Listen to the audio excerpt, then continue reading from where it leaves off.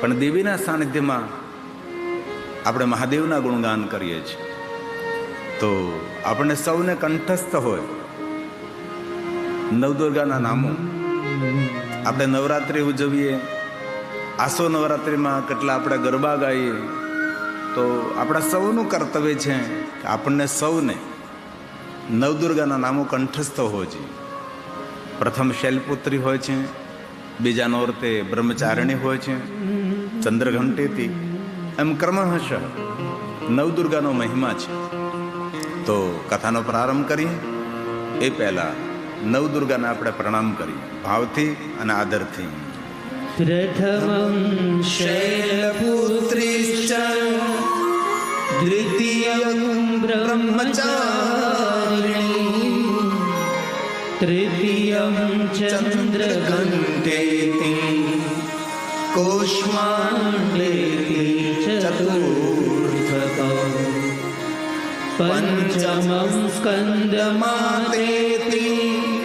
ષષ્ઠં કાત્યાયની ચ સપ્તમં કાલરાત્રિ મહાગૌરી ચ અષ્ટમં નવમં સિદ્ધિદાત્રીશ્ચ નવદુર્ગા પરિકીર્તિતા ઉક્તાનિ તાનિ નામાનિ બ્રહ્મણેવ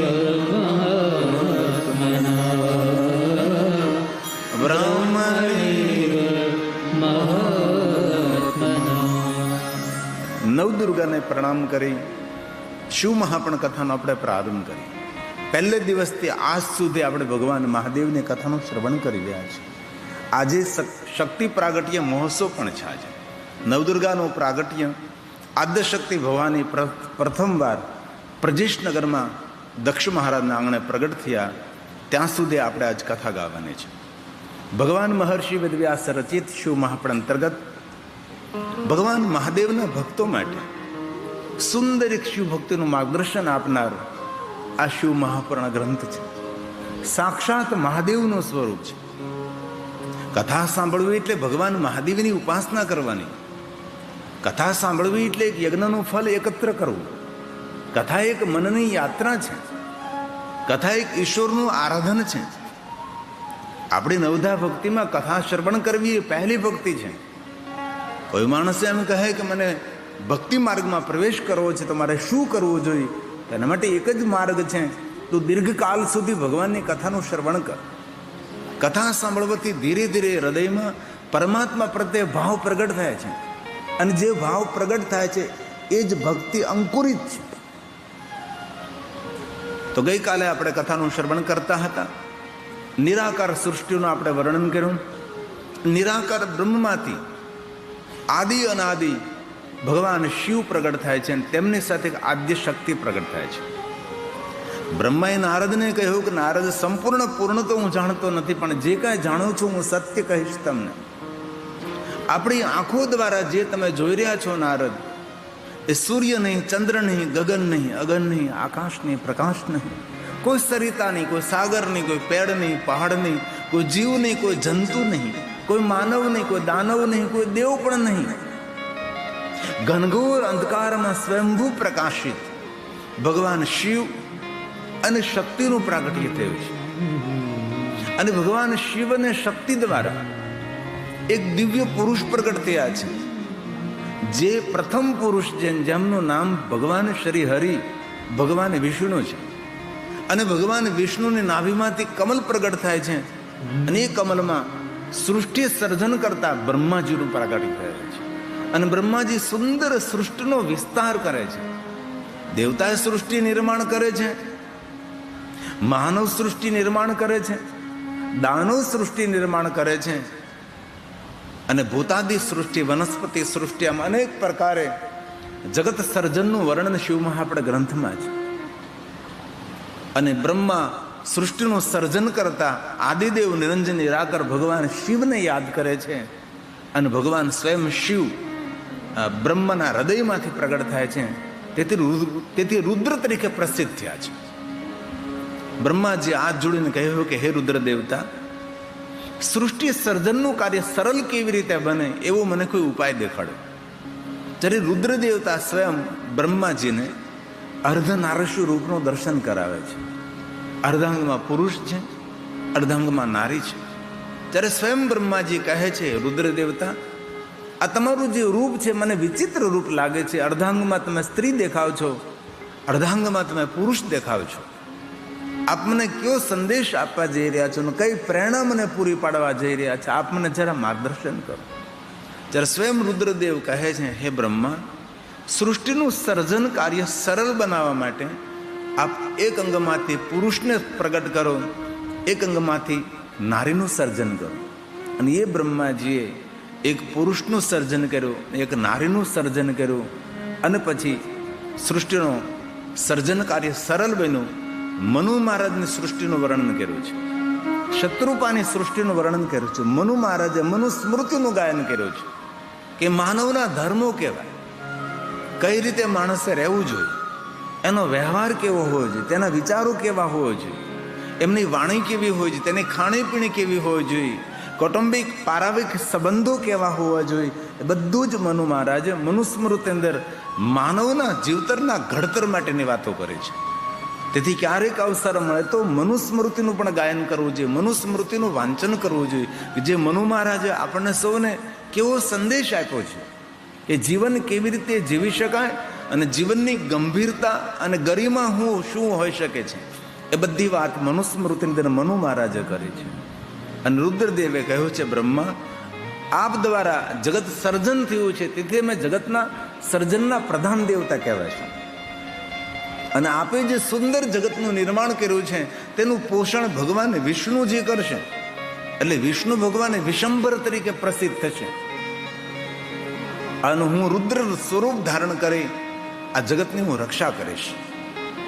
એટલે આપણે ત્રણેય દેવતાઓ ભેગા મળી અને જગતને સુંદર રીતે સંચાલિત કરીશું. હે બ્રહ્મા, આપ રજોગુણના અધિષ્ઠાતા રહેશે, ભગવાન વિષ્ણુ સતોગુણના અધિષ્ઠાતા રહેશે, અને તમોગુણના અધિષ્ઠાતા હું સ્વયં રુદ્ર રહીશ. ત્રણેય ગુણો વડે આપણે જગતને સંચાલિત કરીશું. બ્રહ્મા, આપ જગતનું સર્જન કરતા દેવ રહેશો, વિષ્ણુ આપ જગતનું પોષણ કરતા દેવ રહેશો, અને હું રુદ્ર જગતની રક્ષા કરીશ.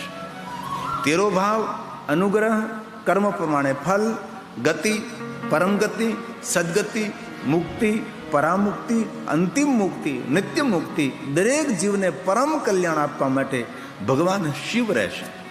શિવની એક ચેતના બ્રહ્મા કહેવાશે, શિવની એક ચેતના વિષ્ણુ કહેવાશે, શિવની એક ચેતના રુદ્ર કહેવાશે. તો જગતને કોણ સંભાળે છે? તો કે બ્રહ્મા, વિષ્ણુ અને મહેશ. આપણી સનાતનની પરંપરામાં પ્રધાન ત્રણ દેવતાઓ છે. બ્રહ્માજી છે, ભગવાન વિષ્ણુજી છે, અને રુદ્ર દેવતા, જેને આપણે શંકર ભગવાન કહીએ છીએ. જ્યારે મહાત્માઓએ પ્રયાગ તીર્થમાં પ્રશ્ન કર્યો છે, હે સુત પુરાણેજી, તો શિવ અને શંકર બંને જુદા છે? જ્યારે સુત પુરાણે પ્રયાગ તીર્થમાં કહે છે મહાત્માઓ, શિવ છે નિરાકાર છે, અહમ નિર્વિકલ્પો નિરાકાર રૂપો, અને શંકરજી આકાર છે, શંકરજી અવતાર છે, શંકરજી રૂપ છે. જગતની વ્યવસ્થા સંભાળવા માટે સ્વયં શિવજી રુદ્ર તરીકે પ્રગટ થયા છે. અને જે શિવજીમાં સદગુણોનો ગુણો છે એ બધા જ રુદ્રની અંદર ગુણો ઉતરા છે. તેથી આપણે બ્રહ્માને શિવના અંશ કહીએ છીએ, વિષ્ણુ ભગવાનને શિવજીના અંશ કહે છે, પણ શંકર ભગવાનને સાક્ષાત આપણે શિવ કહીએ છીએ. તેનું કારણ એ કે શિવત્વ સંપૂર્ણપણે રુદ્રદેવમાં ઉતર્યું છે, તેથી રુદ્રને આપણે શિવ કહીએ છીએ. બ્રહ્માને આપણે શિવ નથી કહી શકતા, વિષ્ણુને આપણે શિવ નથી કહી શકતા, પરંતુ શંકર ભગવાનને આપણે શિવ કહીએ છીએ. એનું કારણ કયું હતું? કારણ એક, શિવત્વ સંપૂર્ણપણે જેનામાં સ્થિર થયું હોય એ શંકર ભગવાન છે, એ રુદ્ર દેવતા છે. તેથી શિવ એ નિરાકાર છે, શંકરી આકાર છે, શંકરી અવતાર છે, શંકરી અદ્ભુત લીલા છે, જેને રુદ્ર કહેવાય, મહારુદ્ર કહેવાય, કોટી રુદ્ર કહેવાય, કોટી મહારુદ્ર કહેવાય. અનેક નામોથી રુદ્રનું પણ વર્ણન કર્યું છે. મહાત્માઓને પ્રશ્ન થયો તો આપણે તો શંકર ભગવાનની પૂજા લિંગ સ્વરૂપે કરીએ છીએ અને મૂર્તિ સ્વરૂપે પણ કરીએ છીએ, તો બંને વચ્ચે આ ભેદ કયો આમાં? મૂર્તિ પૂજા કરવી કે પછી ભગવાન મહાદેવના નિરાકાર લિંગ સ્વરૂપની પૂજા કરવી? અમારી જિજ્ઞાસાને પૂર્ણ કરો. વેર માત્ર તો સર્વત્ર, ધર્મક્ષેત્રે મહાક્ષેત્રે ગંગા કાલિંદી સંગમે પ્રયાગે પરમ પૂર્ણે બ્રહ્મલોકસ્ય વર્તમને. બ્રહ્મલોકની અંદર શૈનકાદી મહાત્માઓએ સૂત પુરાણને આવો સુંદર જિજ્ઞાસા યુક્ત પ્રશ્ન કર્યો છે. તમારે આ જાણવું છે આ બંને વચ્ચે ભેદ કયો? ત્યારે ભાવયુક્ત સૂત પુરાણને પૂછે છે કે હે સૂત પુરાણજી,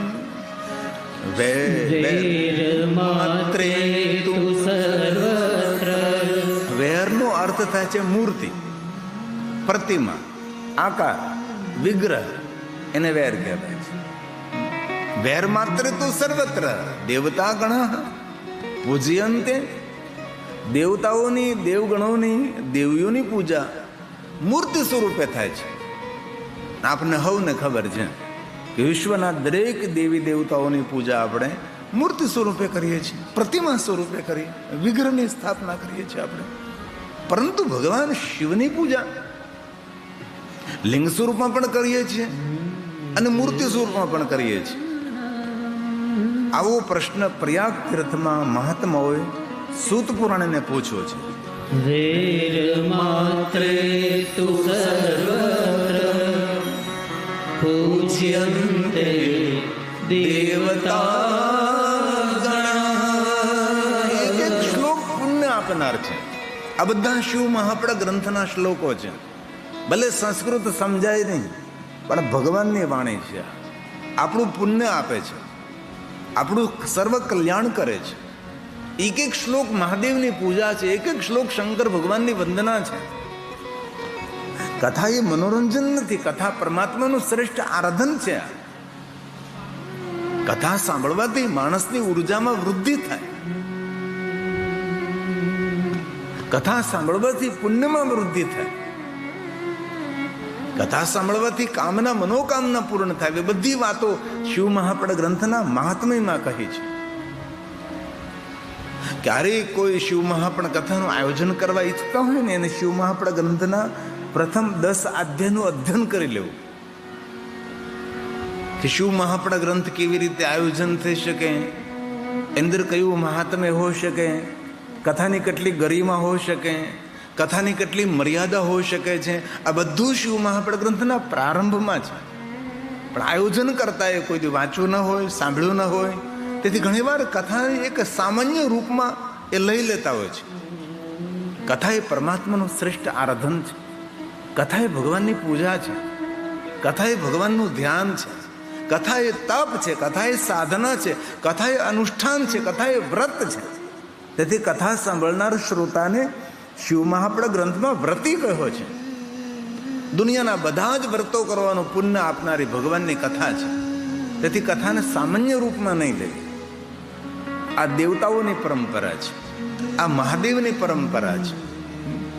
તેથી મહાત્માઓ સૂત પુરાણને કહે છે, હે સૂત પુરાણજી, વેર માત્રે તુ સર્વત્ર પૂજ્યન્તે દેવતા ગણ.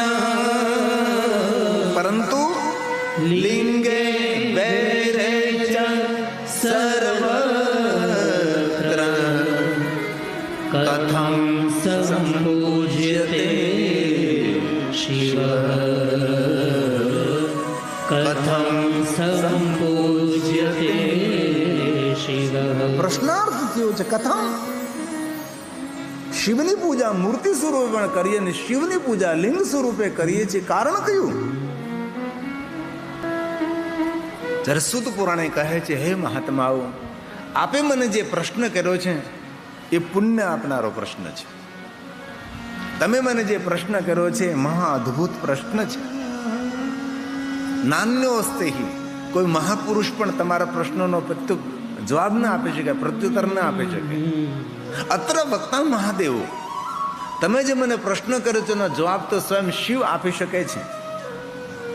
પણ મારા સદગુરુ ભગવાન વેદવ્યાસજીએ જે મને સમજાવ્યું એ પ્રમાણે હું તમને કહેવાનો પ્રયાસ કરીશ. પણ તમે જે મને પ્રશ્ન કર્યો છે મહા અદ્ભુત છે, પુણ્ય આપનારો છે અને અહોભાવ પ્રગટ કરનારો છે. આવું સુત પુરાણજી પ્રયાગ તીર્થમાં બોલ્યા છે મહાત્માઓ. અહો મુનીશ્વરઃ પૂર્ણં પ્રશ્નમેતં મહાદ્ભુતં અત્ર વક્તા મહાદેવો નાન્યોસ્તિ પુરુષઃ ક્વચિत् નાન્યોસ્તિ પુરુષઃ ક્વચિत्. કોઈ પણ મહાપુરુષ તમારા પ્રશ્નોનું નિવારણ ન કરી શકે. એ તો સ્વયં ભગવાન શિવજી આ પ્રશ્નોનું નિવારણ કરી શકે છે. પણ આપે મને એવું પૂછ્યું કે દેવતાઓની પૂજા મૂર્તિ સ્વરૂપમાં થાય છે અને ભગવાન મહાદેવની પૂજા મૂર્તિ સ્વરૂપમાં પણ થાય છે અને લિંગ સ્વરૂપમાં પણ થાય છે. તો સાંભળો મહાત્માઓ, આ દુનિયાના દરેક દેવતાઓ અવતાર છે, આકાર છે. ભગવાન શિવ અવતાર પણ છે, આકાર પણ છે, નિરાકાર પણ છે, ઓમકાર પણ છે, નિર્વિકાર છે, સગુણ છે, નિર્ગુણ છે, સકલ છે, નિષ્કલ છે. આ બધી જ ઉપમાઓ અન્ય કોઈ દેવતાઓને દઈ શકાતી નથી. ભગવાન મહાદેવજીને આપણે નિરાકાર પણ કહીએ છીએ, ઓમકાર પણ કહીએ છીએ, નિર્વિકાર કહીએ છીએ. આપણે તેની નિરાકાર પ્રતીકે આપણે ભગવાન મહાદેવનું પૂજન લિંગ સ્વરૂપમાં કરીએ છીએ. આકાર પ્રતીકે ભગવાન મહાદેવની પૂજા આપણે મૂર્તિ સ્વરૂપે કરીએ છીએ. સાંભળો દેવતાઓ, જેટલા દેવતાઓ છે બધા દેવતાઓ જીવત્વ છે. ભગવાન શિવ સ્વયં બ્રહ્મત્વ છે. જેટલા વિશ્વના દેવતાઓ છે બધા જ દેવતાઓને જીવત્વ તરીકે ઓળખાવ્યા છે, પરંતુ ભગવાન શિવજીને બ્રહ્મત્વ તરીકે ઓળખાવ્યા છે. તેથી જીવત્વના નાતે દેવતાઓની પૂજા મૂર્તિ સ્વરૂપમાં કરવામાં આવે છે અને બ્રહ્મત્વના સ્વરૂપે ભગવાન શિવની પૂજા નિરાકાર પ્રતીકે લિંગ સ્વરૂપે આપણે પૂજા કરીએ છીએ. ફરી પાછો પ્રશ્ન કર્યો તો મૂર્તિ પૂજા શ્રેષ્ઠ કે પછી શિવલિંગ પૂજા શ્રેષ્ઠ? સુત પુરાણે કહે છે મહાત્માઓ, મૂર્તિ એકની પૂજા છે, શિવલિંગ એ સર્વની પૂજા છે. તેથી આપ મને જો પૂછો તો મારા સદગુરુ ભગવાન વ્યાસજીએ મને કહ્યું લિંગ પ્રધાન્ય સ્થાપ્યમ. ભગવાન મહાદેવના નિરાકાર લિંગ સ્વરૂપને પૂજા એ પ્રધાન છે. એ ઋષિ મુનિઓ, આપ સૌ જાણો છો, આ ધરતી ઉપર જ્યારે કોઈ પણ દેવી દેવતાઓની મૂર્તિઓની આપણે કલ્પના નહીં કરી હતી, એ સમયે પૂરી પૃથ્વી પર ભગવાન મહાદેવના લિંગ સ્વરૂપનું પૂજન થતું હતું. અને ત્યારબાદ મૂર્તિઓની કલ્પના કરી, જેના મનમાં જે પ્રમાણે કલ્પના ઉતરી એ પ્રમાણે તેને મૂર્તિઓનું નિર્માણ કર્યું. અનેક મૂર્તિ પૂજાનો પ્રારંભ થયો, વિગ્રહ પૂજાનો પ્રારંભ થયો, પ્રતિમા પૂજાનો પ્રારંભ થયો.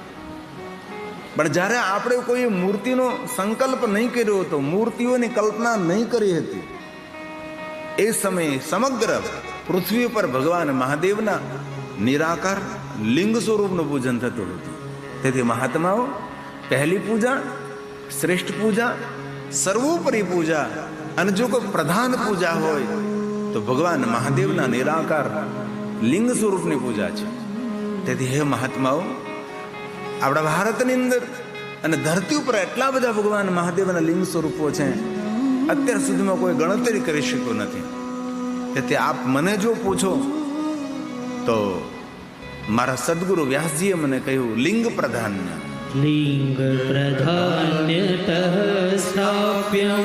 જે સ્થાન પર ભગવાન મહાદેવનું શિવલિંગ સ્થાપિત છે એ પ્રધાન છે, મૂર્તિ ગૌણ છે. તથા વૈરમ તુ ગૌણકમ. મૂર્તિ એ ગૌણ, ગૌણ એટલા માટે કે એકની પૂજા છે. અને શિવલિંગ એ વિશ્વના દરેક દેવી દેવતા, ગ્રહો, નક્ષત્રો, તીર્થો સૌની પૂજા શિવલિંગની અંદર સમાયેલી છે. તેથી શિવલિંગ અંદર સર્વના ભાવ પ્રગટ કર્યા છે. લિંગા ભાવે લિંગાભાવેન તત ક્ષેત્રમ સવૈરમપી સર્વતઃ સવૈરમપી સર્વતઃ. તેથી ક્યારે આપણે ભગવાન મહાદેવના નિરાકાર લિંગ સ્વરૂપનું પૂજન કરતા હોય તો આપણે વિશ્વના દરેક દેવી દેવતાઓની પૂજા કરી રહ્યા છીએ. કારણ કે શિવલિંગ એ આકાશનું પ્રતીક છે. આકાશમાં સર્વ દેવતાઓના લોક છે, ગ્રહો છે, નક્ષત્રો છે, તીર્થો છે, બધું જ અંતરિક્ષની અંદર સમાયેલું છે. તેથી આકાશના પ્રતીક સ્વરૂપે આપણે ભગવાન મહાદેવના લિંગ સ્વરૂપનું પૂજન કરીએ છીએ. અને ધરતી માતા આપણને ધારણ કરે છે, તેથી પૃથ્વીના પ્રતીક સ્વરૂપે આપણે પીઠની પૂજા કરીએ છીએ. ક્યારેક કોઈ આપણને પૂછે કે આ શિવલિંગના પીઠે શું રહેલું છે, તો તેમનો પ્રત્યુત્તર એક જ હોઈ શકે છે, શિવલિંગ એ આકાશનું પ્રતીક છે. કોઈ પણ માણસને પૂછો આકાશ કેવું દેખાય, તો કે લિંગ આકાર દેખાય છે. એ આકાશના પ્રતીક સ્વરૂપે આપણે ભગવાન મહાદેવના નિરાકાર પ્રતીકે શિવલિંગની પૂજા કરીએ છીએ. અને આપણા સૌ માટે આકાશને ધારણ કરનાર ધરતી છે, પૃથ્વી છે. તેથી પૃથ્વીના પ્રતીક સ્વરૂપે આપણે પીઠ પૂજા કરીએ છીએ. તેથી જેટલો મહિમા શિવલિંગ પૂજાનો છે એટલો જ મહિમા પીઠ પૂજાનો પણ છે. શિવલિંગ એ શિવનું પ્રતીક છે અને પીઠ એ માતા ભવાનીનું પ્રતીક છે. તેથી ક્યારેય ભગવાન મહાદેવની પૂજા કરતા તો પીઠ ઉપર ફલ, ફૂંગી ફલ, શ્રીફલ એ પીઠ ઉપર ન મુકાય. પૈસા પણ પીઠ ઉપર ન મુકાય. દીપ પણ પીઠ ઉપર ન મુકાય. પીઠ ઉપર ટેકો પણ ન દેવાય. પીઠને પગ પણ ન અડાડાય. આ રીતે ભગવાન મહાદેવના પૂજનનો મહિમા છે. તો આદિ પૂજા, મૂળ પૂજા, પહેલી પૂજા, શ્રેષ્ઠ પૂજા, સર્વોપરી પૂજા આ જગતની કોઈ જો હોય તો ભગવાન મહાદેવના નિરાકાર લિંગ સ્વરૂપની પૂજા છે. તેથી આપણા ભારત દેશની અંદર હજારો વર્ષ પ્રાચીન નહીં, લાખો વર્ષ પ્રાચીન નહીં, કલ્પ પ્રાચીન, યુગ પ્રાચીન ભગવાન મહાદેવના અગણિત લિંગ સ્વરૂપો છે. અત્યાર સુધીમાં કોઈ ગણતરી નથી કરી એટલા લિંગ સ્વરૂપો આ ભારત દેશની અંદર છે. કોઈ તીર્થ એવું નથી જે તીર્થમાં ભગવાન મહાદેવ નથી. તીર્થે તીર્થે શુભાની અન્યતરવા સ્થલયાની પૃથ્વ્યામ લિંગાની. પૃથ્વી પર એટલા બધા ભગવાન મહાદેવના લિંગ સ્વરૂપો છે. કોઈ પ્રસિદ્ધ છે, કોઈ અપ્રસિદ્ધ છે. ઘણા શિવલિંગ એવા છે કે જેની પ્રસિદ્ધિ છે, દૂર દૂર સુધી લોકોને ખબર છે કે આ ભગવાન મહાદેવનું પ્રભાવશાળી રિદ્ધિ સિદ્ધિ સિદ્ધિ બુદ્ધિ આપનારું લિંગ સ્વરૂપ છે. તો કોઈ પ્રસિદ્ધ છે, કોઈ અપ્રસિદ્ધ છે. સર્વેશામ શિવલિંગાનામ હે મુનિ નારદ સંખ્યા ન વિદ્યતે. કેટલા લિંગ સ્વરૂપો છે તેની સંખ્યાની ગણતરી અત્યાર સુધી કોઈ કરી શક્યું નથી. ના સર્વલિંગામય ભૂમિ સર્વલિંગામય જગત. જ્યારે કોઈ પણ અવતાર પરંપરા નહીં હતી ત્યારે સૌ ભગવાન મહાદેવના શિવલિંગનું પૂજન કરતા હતા. જ્યારે કોઈ સંપ્રદાયની સ્થાપના નહીં થયેલી હતી, ભગવાન મહાદેવના લિંગ સ્વરૂપનું પૂજન કરતા હતા. કોઈ સંપ્રદાય નહીં, કોઈ સંપ્રદાયના આચાર્યો નહીં, કોઈ અવતાર પરંપરા નહીં. ત્યારે આપણે સૌ શું કરતા હતા? ભગવાન મહાદેવના લિંગ સ્વરૂપની પૂજન કરતા હતા. તેથી વિશ્વના દરેક દેવી દેવતાઓ ભગવાન મહાદેવના નિરાકાર લિંગ સ્વરૂપનું પૂજન કરે છે. કોઈ પણ દેવતાની કથા તમે સાંભળો તો બધા જ દેવતાઓ ભગવાન મહાદેવના નિરાકાર લિંગ સ્વરૂપની પૂજા કરે. અને સર્વ દેવતાઓ પોતાના કરકમલો દ્વારા અલગ અલગ સ્થાનો પર ભગવાન મહાદેવના લિંગ સ્વરૂપોની સ્થાપના કરી છે. દરેક ઋષિઓએ ભગવાન મહાદેવના લિંગ સ્વરૂપની સ્થાપના કરી છે. યદિ સાગર કિનારે, સરિતા કિનારે, સરોવર કિનારે, ગહન જંગલમાં, ગુફાઓની અંદર, પહાડો ઉપર, નિર્જન સ્થાન પર, નિર્જલ સ્થાન પર અગણિત એવા ભગવાન મહાદેવના લિંગ સ્વરૂપ છે જે પ્રસિદ્ધ નથી. અનેક શિવલિંગો પ્રસિદ્ધ છે. અને આપણા ભારત માટે તો આપણને ગૌરવ છે કે ભારત દેશની અંદર ગામડે ગામડે, શહેર શહેરમાં, નગર નગરના મહાનગરોમાં ભગવાન મહાદેવજી લિંગ સ્વરૂપે બિરાજે છે. શિવલિંગની પૂજા એ મૂળ છે, એ પહેલી છે, એ પ્રથમ છે, એ શ્રેષ્ઠ છે, સર્વોપરી છે. તેથી મનુષ્ય માત્ર માટે જો કોઈ આત્મ કલ્યાણ કરનારી શ્રેષ્ઠ કોઈ ઉપાસના હોય તો ભગવાન મહાદેવને નિરાકાર લિંગ સ્વરૂપની ઉપાસના છે. તેથી ભગવાન શિવની પૂજા સંપૂર્ણ પૃથ્વી પર સર્વ સ્થાનો પર શિવની પૂજા થાય છે. બીજી વાત, જેટલા શિવલિંગો આપણે આ ધરતી ઉપર છે એટલા શિવલિંગો પાતાળમાં પણ છે. જેટલા પાતાળમાં ભગવાન મહાદેવના લિંગ સ્વરૂપો છે એટલા સ્વર્ગમાં છે. મૃત્યુલોકમાં, સ્વર્ગલોકમાં, પાતાળ લોકમાં, સર્વલોકમાં ભગવાન શિવની પૂજા પ્રધાનપણે થાય છે. આવું શિવ મહાપળ ગ્રંથમાં ભગવાન વ્યાસે કહ્યું છે. પાતાલે ચાપી વર્તન્તે સ્વર્ગે ચાપી તથા ભૂમિ સર્વત્ર પૂજ્યતે શંભો સદેવા સુરમાનુષે સદેવા સુરમાનુષે. સુર, અસુર અને મનુષ્ય આ બધા જ ભગવાન મહાદેવના શિવ ઉપાસક છે. બધા જ ભગવાન શિવજીના નિરાકાર લિંગ સ્વરૂપની પૂજા કરે છે. તેથી શિવજીની પૂજા એક જગતમાં નહીં, શિવજીની પૂજા ત્રણે ત્રણ જગતમાં થાય. એ તો હવે સંપ્રદાયો બધા નીકળ્યા, વિચારધારાઓ પ્રગટ થઈ, લોકોના વિભાજન થયા. બાકી કોઈ સંપ્રદાયની કલ્પના નહીં કરી હતી ત્યારે કોણ? મહાદેવ જ એક હતા. કોઈ અવતાર પરંપરાને શરૂ નહીં થઈ હતી ત્યારે શું મહાદેવની જ ઉપાસના કરતા હતા? શિવ આપણા સૌનું મૂળ છે. તેથી શિવજીની એક જગતમાં પૂજા નથી થતી, શિવજીની ત્રણે ત્રણ જગતમાં પૂજા થાય છે.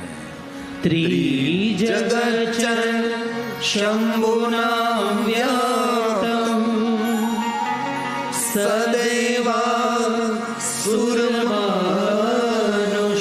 સુર, અસુર और મનુષ્ય જ્યાં જ્યાં ભગવાન મહાદેવની ભક્તિ કરી છે, જ્યાં જ્યાં ભગવાન શિવજીનું આરાધન કર્યું છે ત્યાં ભગવાન શિવજીએ દર્શન આપ્યા છે. અને જ્યાં જ્યાં ભગવાન શિવજીએ દર્શન આપ્યા ત્યાં ત્યાં ભગવાન મહાદેવજી મૂર્તિ સ્વરૂપે પ્રગટ નથી રહ્યા, ત્યાં ભગવાન લિંગ સ્વરૂપે પ્રગટ થયા છે. શા માટે લિંગ સ્વરૂપે? તો કહ્યું અનુગ્રહાય લોકાનાં. જગત પર અનુગ્રહ કરવા માટે ભગવાન શિવજી કઈ રીતે પ્રગટ થયા?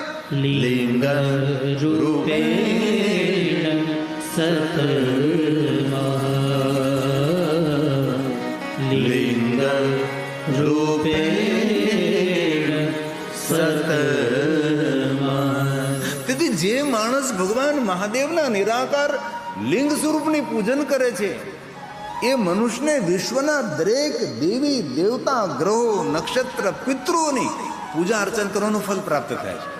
અને બહુ હૃદયથી કહું છું, જે મનુષ્ય ભગવાન મહાદેવના લિંગ સ્વરૂપની ઉપાસના કરે છે એને કોઈ ગ્રહ પીડા ન રહે. બધા જ ગ્રહોમાંથી તે મનુષ્ય મુક્ત રહે છે. તેથી ભગવાન મહાદેવના નિરાકાર લિંગ સ્વરૂપનું પૂજન માનવ માત્રે કરવું જોઈએ. સૌ માટે સંપૂર્ણ અધિકાર છે શિવજીની પૂજા કરવાનો. મનુષ્ય માત્ર એ કરવું. એવું જાતિ, જ્ઞાતિ, વર્ણભેદની વાત નથી. દરેક મનુષ્ય માટે સુખ આપનાર, શાંતિ આપનાર, કામના પૂર્ણ કરનાર, મનોકામના પૂર્ણ કરનાર આદિ પૂજા જો હોય તો ભગવાન મહાદેવને નિરાકાર લિંગ સ્વરૂપની પૂજા છે. એક શિવલિંગનું જ્યારે માણસ પૂજન કરે છે ત્યારે તેના બધા જ પિતૃઓની પૂજા શિવલિંગની અંદર સમાયેલી છે. બધા જ તીર્થોની પૂજા શિવલિંગમાં સમાયેલી છે. વિશ્વના દરેક દેવી દેવતાઓની પૂજા શિવલિંગની અંદર સમાયેલી છે. તેથી એક શિવની પૂજા કરવાથી વિશ્વના દરેક દેવી દેવતાઓની પૂજા અર્ચનનું ફલ પ્રાપ્ત થાય. તેથી ભગવાન મહાદેવના નિરાકાર લિંગ સ્વરૂપની પૂજા એ પ્રધાન છે. એક શિવની પૂજાથી સર્વની પૂજા. તો મહાત્માઓને પ્રશ્ન થયો કઈ રીતે? તો સૂત પુરાણે સમજાવવાનો પ્રયાસ કર્યો. વૃક્ષના મૂળની અંદર જલનું સિંચન કરીએ તો મૂળ વડે ડાળી ડાળી દ્વારા એક એક પર્ણને પાણી મળી જાય છે. આપણે કોઈ વૃક્ષને લીલું રાખવું હોય તો વૃક્ષના એક એક પાનને પાણી નથી પાતા. આપણે એક એક પાંદડાને પાણી પાવા નથી જતા. કોઈ દિવસ એવું આપણે નથી કર્યું. વૃક્ષના મૂળમાં આપણે જલસિંચન કરીએ એટલે મૂળ દ્વારા, થડ દ્વારા, ડાળી દ્વારા વૃક્ષ ઉપર જેટલા પાંદડા હોય એટલા બધા પાંદડાનો પાણી મળી જાય, જલ મળી જાય. તો આપણા સૌનું મૂળ કોણ છે? ભગવાન શિવ છે. આપણા સૌનો આધાર કોણ છે? ભગવાન શિવ છે.